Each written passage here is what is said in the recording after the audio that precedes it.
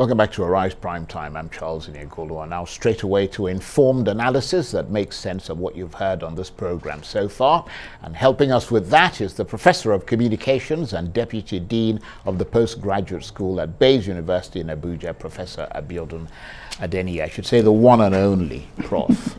Charles, thank you very much. Good to see you. I mean, you heard Mikey Guinea at the beginning. Yeah. You know, I felt a little bit for him. He was struggling to put up a defense, but he made quite a bit of sense. No, he was right. I mean, he did his best, and I think it was just excellent. You know, he was passionate, and of course, he was consistent in portraying what technology should be. But technology is about exactitudes. You know, it's about precision, but sometimes... And it's about the human element as well. The human element is also there because of the precision and the exactitude that we expect of technology sometimes. When there's a downside, it becomes so obvious, and sometimes it can be very, very devastating. And you can see with all technologies around the world, whether aircraft technology, whether internet technology, whether medical technology, any kind of technology is like that. And that's why humanity keeps trying to perfect it. But even in the process of perfecting it, sometimes there are still some pieces missing in the jigsaw that becomes problematic. That's why we identify this one with the electoral process. But I also like what Mr. Mikey Guinea said about that the solution to democracy, despite its big problem, is more democracy, which is just telling us that yes, we have flaws, we have identified flaws, we have identified downsides of this electoral process, of this democratic process. But what it means is that we should keep trying. We should not give up. And I agree with him on that score, really. I mean, that's just the way to go. But I mean, and of course, the contestants, too, the major ones, PDP and Labour Party, they've done the noblest thing that you can ever imagine in this circumstance by resorting to court, despite the misgivings that we have in some cycles. You know, despite the fact that sometimes it can be very irritating. Sometimes, despite the perception, rightly or wrongly, that we are not used to conceding defeat in this country. But of course, they've been very noble about their steps, and many of them have spoken to their supporters to remain calm, to sheathe their swords, and allow due diligence to take its course, realizing that the judicial process is also argued to be one other stage of the electionary course. No, absolutely. But you know, when you think about it, it's a little bit sort of, it boggles my mind particularly that Nigeria just consistently does the same thing over and over again. That, I mean, you have an election and you build up all this hope, like we've had all this history of bad elections, and finally this one was supposed to be the one. And for whatever reason, it fails to meet up to that expectation. Yeah, I agree with you, Charles. It's very, very painful, sometimes very frustrating, and that we're having this controversy. But again, you just have to look at it like the last speaker was trying to say, although I didn't agree with some of his points. But again, when you now look at it, he was talking about peace, but peace is actually ingrained in democracy through structures that you have to follow.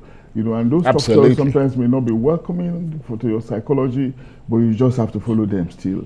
And in the case of this election, it's a very difficult thing to say. And I'm not comfortable saying it. But of course, suppose if we had 80% success in terms of having an election that was nearly perfect, 80% success is score, right? That's A and A. And now we could probably say we're just having maybe a 45% success or 50% success.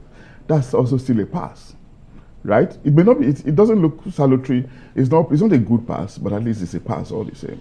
And what we're saying is, from the argument of Guinea, that said for democracy to grow, we need more democracy. What it means is that if we keep trying, maybe at some point in the future, we'll probably achieve 60, 70, 80%.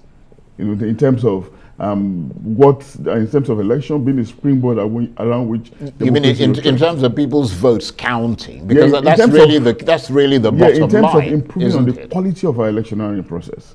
INEC tried in the build-up to the election to improve on it through BVAS, through public education, through proper communication, but the ball was slightly dropped, with their failure to upload the result from the polling booth onto IREV.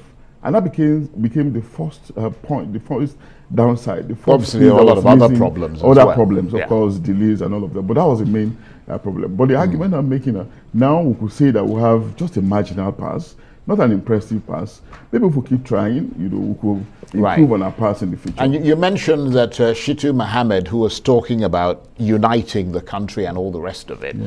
that there were things he said that you didn't agree with. What are those things? Well, I think it was slightly pastoral. I'm not saying that it's not nice, slightly pastoral. Yes, we want peace, we want progress, but you know, it shouldn't also be sheepish progress.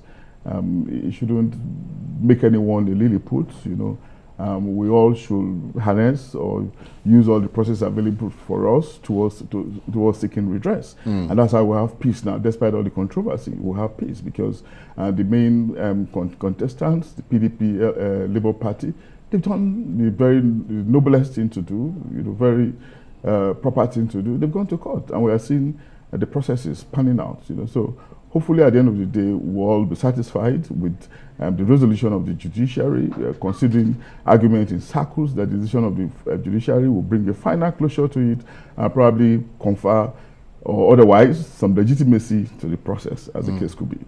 Prof, thank you very much indeed. Professor Abiodun Adeniyi is a professor of communications and deputy dean of the postgraduate school at BVAS University in Abuja. Thank you. My pleasure.